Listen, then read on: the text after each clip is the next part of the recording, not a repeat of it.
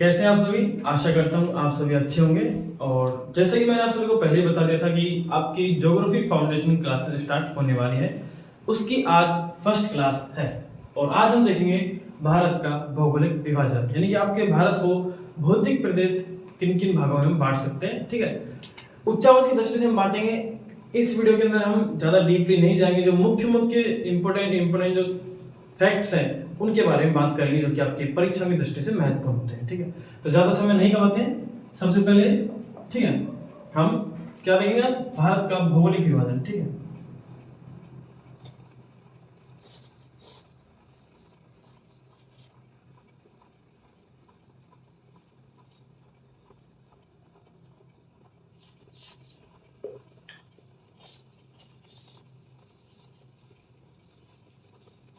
जैसे भी बनाए हमें सिर्फ रफली समझना है। ठीक है, देखिए भारत के आपको ना, भारत के अंदर विविधता पाई जाती है, बहुत अधिक विविधता पाई जाती है। कहीं पर आपको देखिए, सबसे पहले अगर बात करते हैं भारत में उत्तर की तरफ, तो उत्तर की तरफ हमें देखने को मिलता है आपका हिमालय पर्वतमाला। ठीक है, यहाँ पर आपको अपने एशिया के अंदर 94 सबसे अधिक पर्वतों के अंदर से 92 आपको यहीं पर देखने को मिल जाएंगे। ठीक है, सबसे ऊंची ऊंची चोटियां हैं वो आपको हमारे इंडिया के अंदर ही हिमालय पर्वत के अंदर देखने को मिल जाती हैं। उसके बाद हम देखते हैं तो फिर आता है हमारा मैदानी क्षेत्र। ठीक है, क्या आता है, मैदान।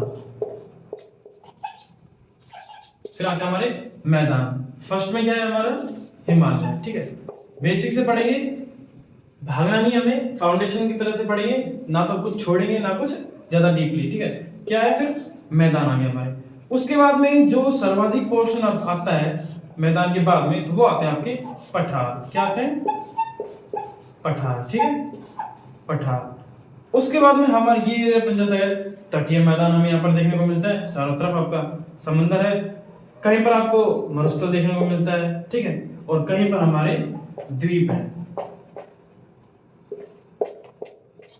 ठीक है, तो क्या है, द्वीप है। तो क्या क्या देखने को मिलता है हमें भारत के अंदर, कहीं पर हमें बड़ी बड़ी पर्वत चोटियां देखने को मिलती हैं, फिर हमें मैदान देखने को मिलता है, फिर पठार देखने को मिलता है। पठार क्या होता है, ठीक है, पठार देखिए, पठार ऐसे नहीं होता कि बिल्कुल सीधी ढाल नहीं होती पठार की, पठार समतल होता है। ठीक है, और वो इस तरह से होते हैं जिन पे जनजाति या फिर आवास निवास हो सकता है। ठीक है, जहां पे क्या हो सकता है, आवास निवास हो सकते हैं, इसे बोलते हैं पठार। जो ऊपर से कैसा हो, समतल हो, ऊंचाई में तो ऊपर हो, समुद्र से तो बहुत ऊपर है, लेकिन ठीक है, और इसे बोलते हैं आपकी चोटियां। ठीक है, ये तो चोटियां होंगी, इन पर निवास नहीं कर सकते, पर इस पर पठार पर निवास कर सकते हैं। आई होप आप सभी समझ रहे होंगे। तो हम भारत को भौगोलिक तौर पर कितने भागों में बांट सकते हैं, देखिए फर्स्ट है हमारा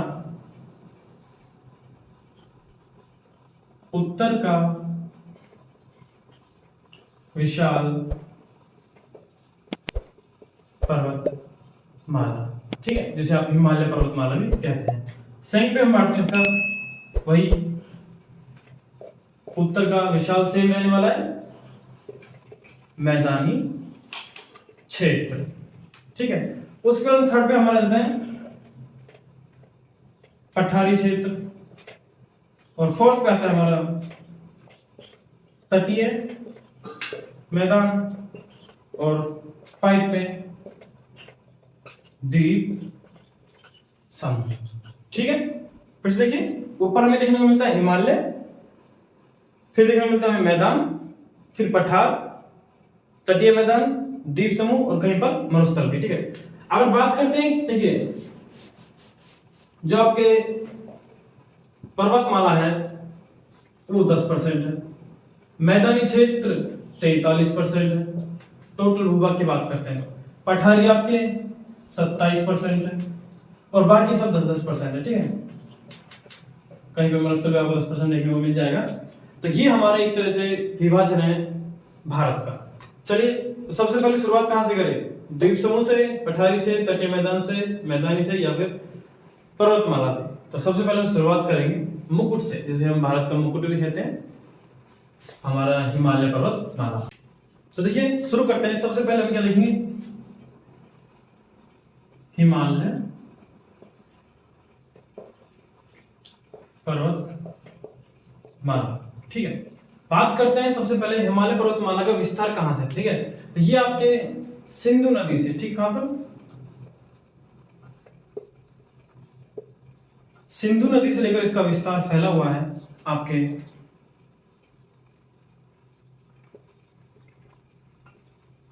ब्रह्मपुत्र नदी तक। ठीक है, बात करते हैं कितने क्षेत्र फैला हुआ है, तो 250 किलोमीटर के क्षेत्र में हमारा हिमालय पर्वतमाला फैली हुई है। अगर इसकी औसत ऊंचाई की बात करी जाए, ठीक है, क्या बात करी जाए औसत ऊंचाई की, तो वो आपके 6000 मीटर। ठीक है, कहां तक है इसका विस्तार, सिंधु नदी से लेकर ब्रह्मपुत्र नदी तक हमारे हिमालय पर्वतमाला का विस्तार है। बात करते हैं कितने क्षेत्र में फैला हुआ है, तो 25 किलोमीटर इसकी लंबाई है, और औसत ऊंचाई की बात करें तो कितनी है, 6000 मीटर। ये बात आपको ध्यान में रखनी है। पुनः बता दूं, सिंधु नदी से लेकर ब्रह्मपुत्र नदी तक हमारा हिमालय पर्वतमाला फैला हुआ है। ठीक है, अब इसको जो आपके हिमालय पर्वतमाला है इसे 4 श्रेणियों में बांटा जाता है। ठीक है, ऐसे नहीं है कि हमारा हिमालय पर्वतमाला सिर्फ एक ही पर्वत है। ठीक है, श्रेणियों में बटा हुआ है। किस प्रकार से, देखिए मैं समझाता हूँ। जैसे आप अगर गांव में गए हो तो ऐसे थोड़ी एक ही पर्वत होता है। ठीक है, पर्वत के वैसे पर्वत होते हैं। ठीक है, कंटिन्यू ऐसे हमारे हिमालय पर्वतमाला है। ठीक है, जैसे कि इसे 4 श्रेणियों में बांटा गया है। जैसे हम पहली श्रेणी को इस प्रकार से कर देते हैं, सेकंड ये हमारी फर्स्ट होगी। ठीक है, फिर सेकंड देखते हैं, ये ज्यादा ही नीचे चला गया। ठीक है, चलो हम इसको छोटा छोटा बना देते हैं। दूसरी ये बना देते हैं। ठीक है, फिर तीसरी ये, और सबसे नीचे आती है चौथी।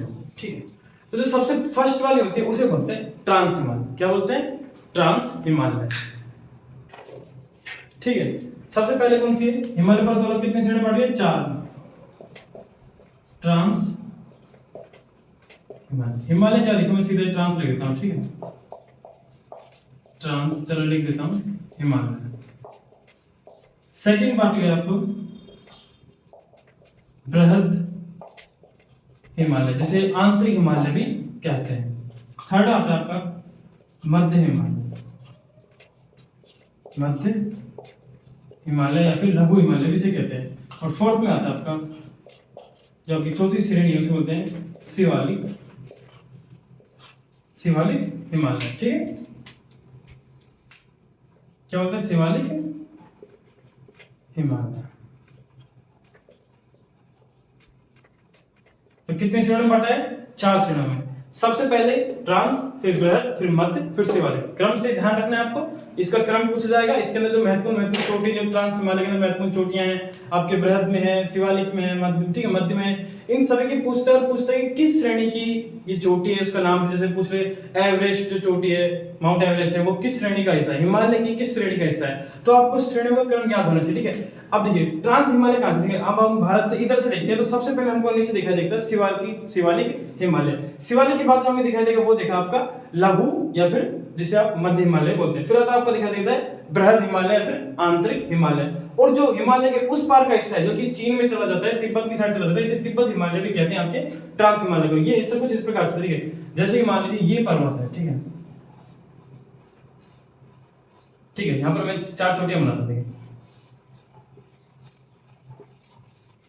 ठीक है, तो सबसे पहले हम इधर से देखेंगे तो हमें शिवालिक देखने को मिलेगा, फिर हमें लघु देखने को मिलेगा, फिर बृहद और फिर ट्रांस जो हिस्सा है वो उधर की तरफ है। ठीक है, हमें चीन की तरफ है, इधर से देखने में हमें नहीं दिखेगा, उधर के एरिया को बोलते हैं ट्रांस हिमालय। जो जब इधर से चढ़ते हैं तो हमें सबसे पहले देखने को मिलता है शिवालिक, फिर मध्य, फिर बृहद, और फिर जो इधर की तरफ है उसे बोलते हैं ट्रांस हिमालय, जो कि दिखता नहीं है। ठीक है, इधर वाले एरिया को बोलते हैं ट्रांस हिमालय। ठीक है, तो जो ये आपके अधिकतर है ये आपके चीन तिब्बत की तरफ फैला हुआ है, जिसे तिब्बत का हिमालय भी कहते हैं आपके ट्रांस हिमालय को। ठीक है, ट्रांस हिमालय के अंदर भी बहुत सारे आपके अंदर इसके अंदर चोटियां देखने को मिलती है, और इसे 4 खंडों में विभाजित किया जाता है। ठीक है, आपके वो हम आगे देखते हैं।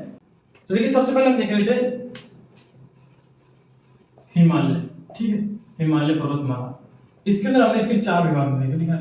सबसे पहले हमने देखा ट्रांस हिमालय,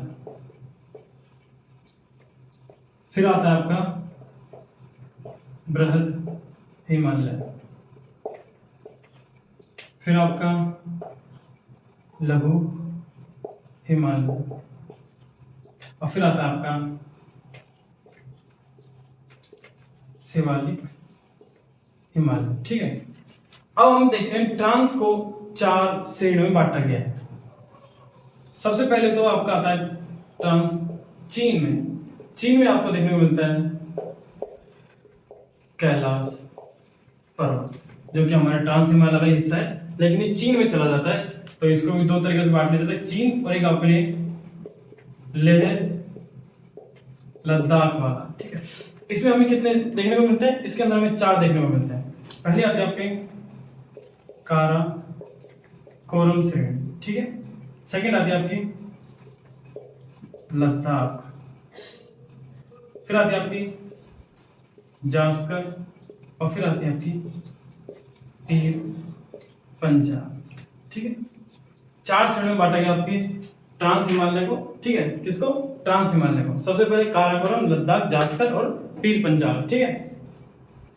जो कैलाश पर्वत है वो छड़ा नहीं है और ये हमारी चीन की तरफ चला जाता है, ठीक है। तो इसको हम यहाँ से हटा देते हैं ताकि आपको कंफ्यूजन ना हो, और सीधा हम ये देख लेते हैं कि, और इसको बैठा देता हूं मैं, और अब सिंपल सी बात चलती है कि ट्रांस हिमालय को कितनी श्रेणियों में बांटा गया है? ट्रांस हिमालय को 4 श्रेणियों में बांटा गया है, काराकोरम, लद्दाख, जास्कर, पीर पंजाब, ठीक है। नाम याद रखना है, क्रम से ध्यान रखना है, ये भी ध्यान रखना है, काराकोरम, लद्दाख, जास्कर, पीर पंजाब, ठीक है। बात करते हैं अभी जो काराकोरम श्रेणी है उसके अंदर बहुत सी चोटियां हैं, कुछ इस प्रकार से चोटियां हैं जिनको नाम दिया गया K1, K2, K3, K4, बहुत सारी चोटियां, ठीक है। लेकिन उनमें जो आपको महत्वपूर्ण ध्यान रखनी है वो है आपकी K2। कौन सी? K2, जिसे गार्डविन एस्टिन भी कहते हैं। ये आपको महत्वपूर्ण ध्यान रखनी है। अगर प्रश्न आ जाए कि K2 ट्रांस हिमालय के किसका भाग है, तो आपको बोलना है काराकोरम श्रेणी का। किसका? काराकोरम श्रेणी का। K2 कहां पर है? काराकोरम, ठीक है। K2 Karakoram, K2 Karakoram. कौन सी है? गार्डविन एस्टिन, ठीक है। इसका नाम, क्योंकि ये आपकी जो काराकोरम की सबसे ऊंची चोटी है, ठीक है। कौन सी है? K2। क्या याद रखना है? काराकोरम की सबसे ऊंची चोटी कौन सी है? K2। गार्डविन एस्टिन, इसका नाम आपको ध्यान में रखना है, ठीक है। कौन सी चोटी है? K2। अब देखिए काराकोरम के अंदर आपके बहुत सारे ग्लेशियर पाए जाते हैं, ठीक है, जो कि बहुत बड़े बड़े ग्लेशियर है। सबसे पहले आप उन्हें देखते हैं, ठीक है। तो हम यहां तक आपको समझ आ गया। हिमालय को 4 श्रेणी में बांटा गया है, ट्रांस, बृहद, मध्य, शिवालिक। सबसे पहले हमने देखा ट्रांस हिमालय। ट्रांस हिमालय को कितने श्रेणी में बांटे गए? 4 श्रेणी में, काराकोरम, लद्दाख, जास्कर, पीर पंजाब। कितने में? काराकोरम, लद्दाख, जास्कर, पीर पंजाब। अब सबसे पहले हम किसको देख रहे हैं? काराकोरम को। काराकोरम के अंदर सबसे पहले क्या देखी कि काराकोरम की सबसे ऊंची चोटी कौन सी है? K2। गार्डविन एस्टिन काराकोरम की सबसे ऊंची चोटी है, ये आपको ध्यान में रखनी है। अब आगे चलते हैं, काराकोरम के ग्लेशियर देखते हैं। काराकोरम में 4 महत्वपूर्ण ग्लेशियर है जो कि आपकी परीक्षा की दृष्टि से महत्वपूर्ण है। तो देखिए हम बात कर रहे थे आपके काराकोरम श्रेणी की, जो कि आपके ट्रांस हिमालय का हिस्सा है, ठीक है। ट्रांस हिमालय की फर्स्ट है काराकोरम। 4 श्रेणी में बांटे गए ट्रांस को, काराकोरम, लद्दाख, जास्कर, पीर पंजाब। सबसे पहले काराकोरम, लद्दाख, जास्कर, पीर पंजाब। तो सबसे पहले हम देख रहे हैं काराकोरम, ठीक है। काराकोरम के अंदर आपके 4 मुख्य ग्लेशियर पाए जाते हैं, जिनका नाम है सियाचिन ग्लेशियर, बियाफोर्डो, बाल्टोरो, हिस्पर, ठीक है। अगर इनकी ऊंचाई की बात करेंगे तो ये है आपके 72 किलोमीटर, ये आपके 63, ये आपके 62 और ये 61 किलोमीटर, ठीक है। तो ये तो इनकी ऊंचाई की बात हो गई। अब देखिए ग्लेशियर क्या होते हैं? ग्लेशियर वो होते हैं जहां की बर्फ काफी सालों से पिघली ही नहीं है, बर्फ इतनी टाइट हो चुकी है बिल्कुल चट्टान की तरह, वो होते हैं ग्लेशियर, ठीक है। जो कौन कौन से? सियाचिन, बियाफो, बाल्टोरो, हिस्पर। सियाचिन, बियाफो, बाल्टोरो, हिस्पर, चारों के नाम ध्यान रखने। सियाचिन, बियाफो, बाल्टोरो, हिस्पर। सियाचिन, बियाफो, बाल्टोरो, हिस्पर। तो ट्रांस हिमालय से संबंधित आपकी 3 चीजें हो गई। सबसे पहले तो ट्रांस हिमालय की 4 श्रेणियों में बांटा गया, काराकोरम, लद्दाख, जास्कर, पीर पंजाब, जिसमें हमने पहले देखा काराकोरम। काराकोरम की सर्वाधिक ऊंची चोटी कौन सी है? K2। कौन सी है? K2, Godwin एस्टिन। इसकी बात करें ऊंचाई, दोबारा इसको नोट कर लीजिएगा, 8611 मीटर, ठीक है। K2 कितनी? 8611 मीटर। काराकोरम की सबसे ऊंची चोटी गार्डविन एस्टिन 8611 मीटर। उसके बाद हमने देखे काराकोरम के मुख्य ग्लेशियर जो कि हैं सियाचिन, बियाफो, बाल्टोरो और हिस्पर। सियाचिन, बियाफो, बाल्टोरो, हिस्पर, चारों के नाम हमको क्रम से ध्यान रखने हैं। अब देखते हैं नेक्स्ट काराकोरम के बाद लद्दाख। पुनः विचार कर लेते हैं। सबसे पहले क्या देख रहे थे हम? हिमालय। हिमालय को कितने श्रेणी में बांटा गया है? 4 श्रेणी में, ट्रांस हिमालय, बृहद या फिर आंतरिक हिमालय, मध्य हिमालय और शिवालिक हिमालय। ट्रांस, बृहद, मध्य, शिवालिक। जिसमें हम सबसे पहले देख रहे हैं ट्रांस हिमालय को। ट्रांस हिमालय को कितनी श्रेणी में बांटा गया? 4 श्रेणी में। काराकोरम, लद्दाख, जास्कर, पीर पंजाल। कौन कौन से? काराकोरम, लद्दाख, जास्कर, पीर पंजाल। काराकोरम श्रेणी की हमने बात कर ली, इसकी सबसे ऊंची चोटी K2। कौन सी? K2। कौन सी? K2। उसके बाद में काराकोरम श्रेणी में 4 तरह के ग्लेशियर पाए जाते हैं। कौन कौन से? सियाचिन, बियाफो, बाल्टोरो और हिस्पर। ठीक है, चारों के नाम ध्यान रखने आपको। फिर से लिख देता हूं यहां पर, सियाचिन,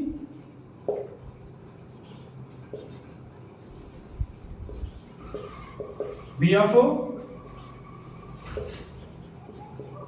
बाल्टोरो और चौथा आपका हिस्पर। ठीक है, चार नाम ध्यान रखने। फिर आता हमारी लद्दाख श्रेणी। लद्दाख श्रेणी की सबसे ऊंची चोटी और सबसे खड़ी ढाल वाली जो चोटी है वो है आपकी राका पोसी। राका पोसी लद्दाख श्रेणी में आपको ये बात ध्यान रखनी है। लद्दाख श्रेणी में क्या है? सबसे ऊंची और सबसे खड़ी ढाल वाली जो चोटी है वो कौन सी है? राका पोसी। और किसका भाग है? लद्दाख श्रेणी का भाग है। किसका?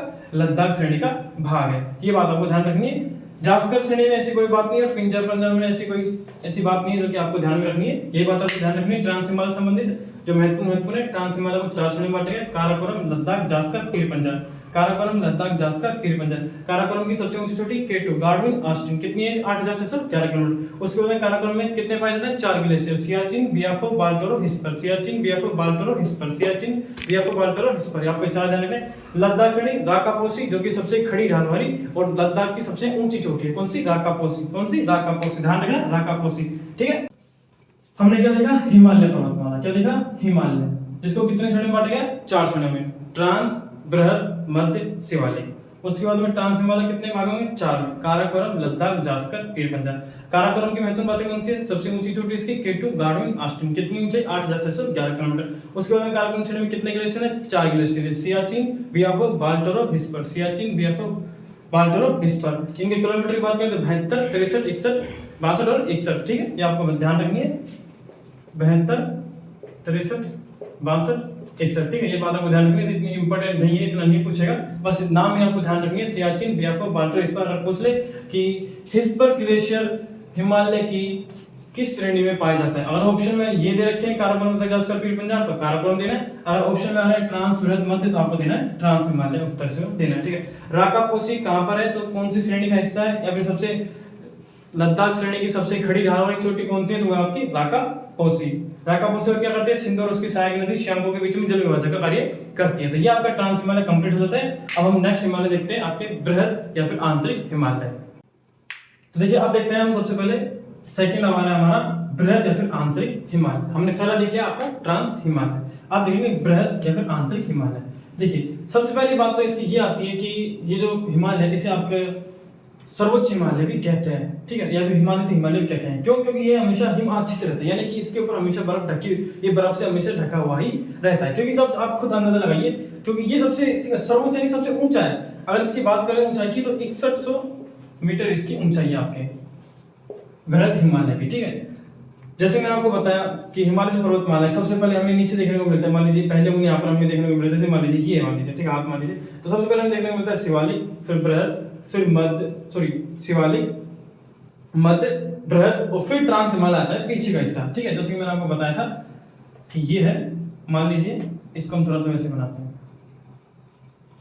ठीक है, तो ये था आपका शिवालिक, ये आपका मध्य, फिर ये आपका बृहद जो कि सबसे ऊपर है, आपको इससे नजर लग रहा है। ठीक है, और ये वाला हिस्सा है आपका ट्रांस हिमालय। ठीक है, तो ये बात आपको ध्यान रखनी है, शिवालिक, मध्य, बृहद और ट्रांस।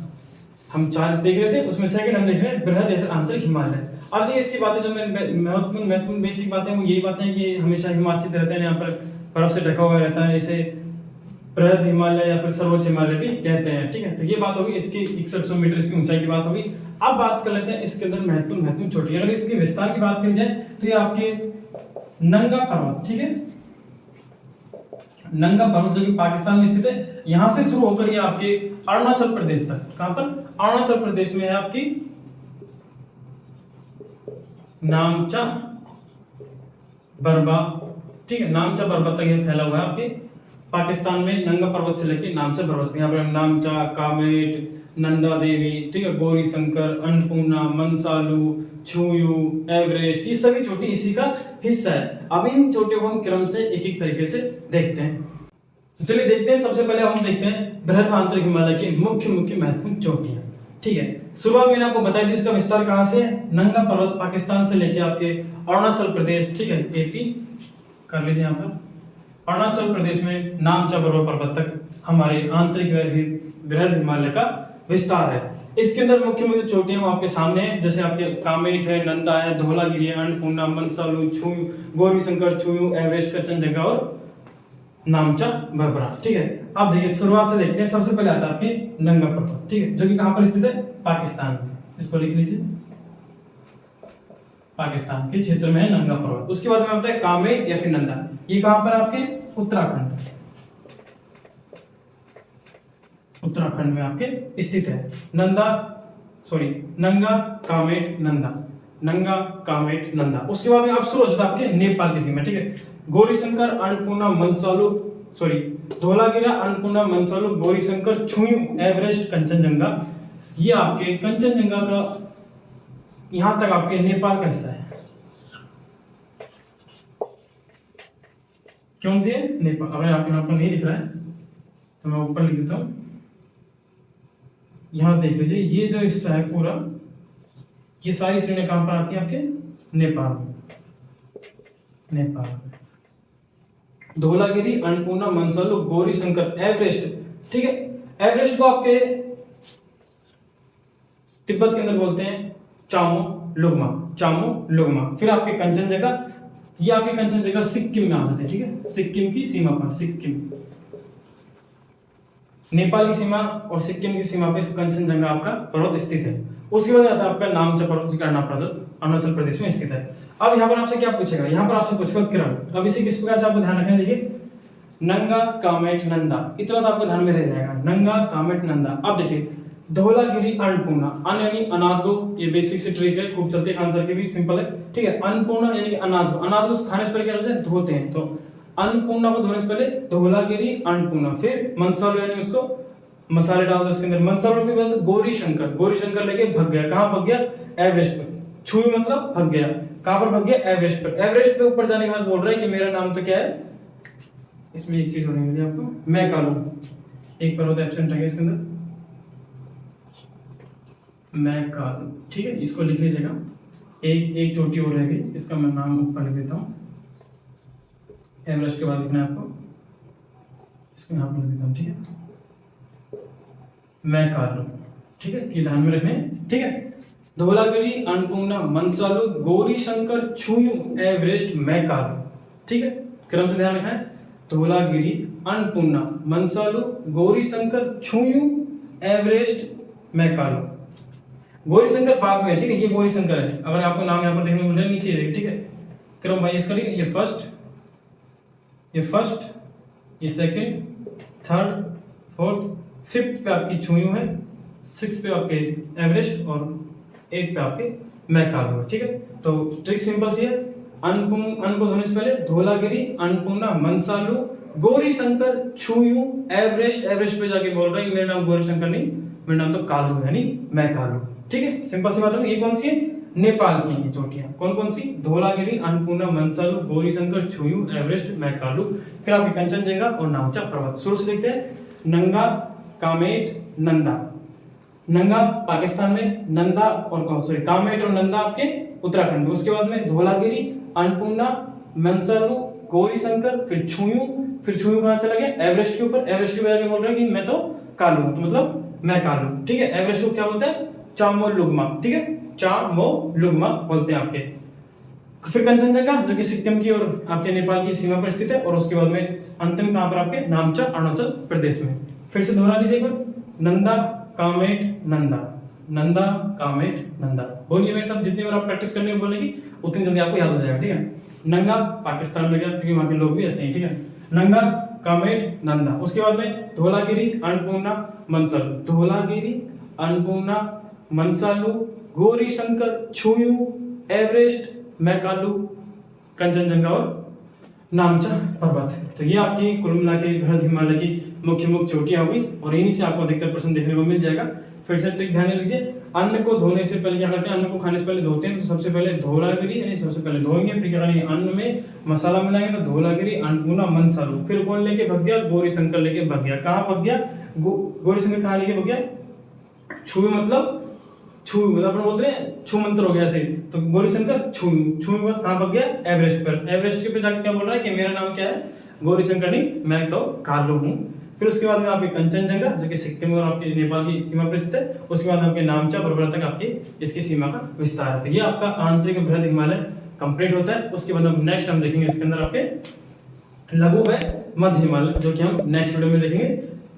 आज की क्लास को यहीं पर समाप्त करते हैं। वीडियो अच्छी लगी तो लाइक जरूर करें, चैनल को सब्सक्राइब करें। मिलते हैं।